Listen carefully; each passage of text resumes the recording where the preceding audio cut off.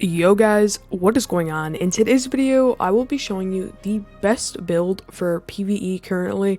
Now this build is going to have really good DPS as well as just overall with Solar 3.0. So it's going to be a good Solar 3.0 build that you're definitely going to want to take the time to craft and make. Now for starters, before we hop in today's video, I would like to say today's video is sponsored by U4GM. Need cheap Destiny 2 silver? Use my code HECTIC for 5% discount at checkout. You can also enter a 3,500 silver giveaway by liking, commenting, and subbing. With all that said though, we'll hop right into today's video. Okay, now for starters, this build is obviously really good. There's a few things you will need. Now for starters, let's just go over to our character. For Gunslinger, what you're going to want to use is Golden Gun Marksman. You can also use Deadshot, doesn't really matter.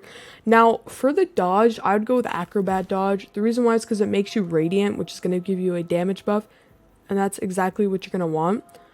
Now, after that, the next thing you're going to want to use is either Strafe Jump or Triple Jump. I prefer Triple Jump for PvE, so it's pretty good, obviously. And I would advise, obviously, going with Triple Jump. And then for the throwing knife, I prefer weighted, but you can also use explosive because it does proc faster, but weighted does more damage. But it's all preference. I think for this build, explosive is probably better. Now for the grenade, definitely Trip Mine. No argument there. Trip Mine is the W grenade right there. You're definitely going to want that. Now for the two aspects that you're going to want to run, on your mark as well as gunpowder gamble. Now if you don't know what on your mark does, precision final blows grant you and nearby allies increased weapon handling and reload speed for a short duration, stacks 3 times. Activating your class ability immediately grants stacks of on your mark. So this is going to help you quick swap a little faster and swap weapons. And then gunpowder gamble, defeating targets with abilities, solar debuffs, or solar weapons to change up and improve solar explosive. So throw a solar explosive that can be shortened in midair and cause ignition. So this is going to be able to make you shoot your grenade, and it's going to make your grenade do a lot more DPS, which is really good. And that's obviously what you're going to want with Solar 3.0. Now for the fragments, you're going to want Embering a Blistering. Defeating targets with solar ignitions grant grenade energy. This is going to help you chain your grenade. And then Ember of Wonder, rapidly defeating multiple targets with solar ignition generates an orb of power. That's going to help you get your Celestial NIGHTHAWK, which I'll talk about more later on in the video. And then for Ember of Torches, powered melee attacks against combatants make your nearby allies radiant. That's going to give your teammates damage buffs. And then you're going to want Ember of Solace. Radiant restoration effects applied to you have increased duration. This is going to make your damage buff a little longer.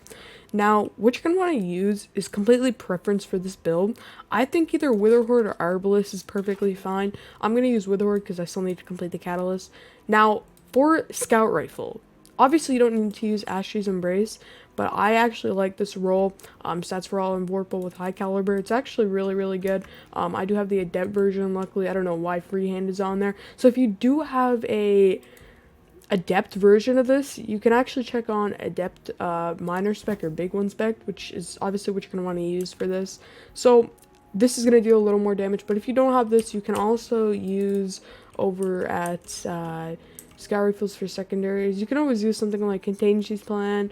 You can actually buy an Asher's Embrace at Same 14. You can use Vouchsafe doing that. I mean, overall though, you don't need to do anything specific, but yeah.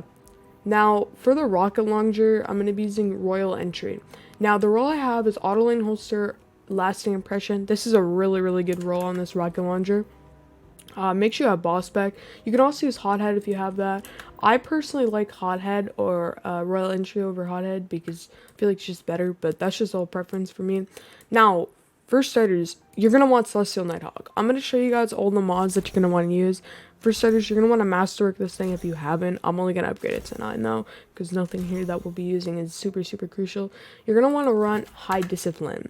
So the main goal of this build is to up your discipline all the way up as mobility. Mobility is useless. You do not need that as long as you have triple jump on.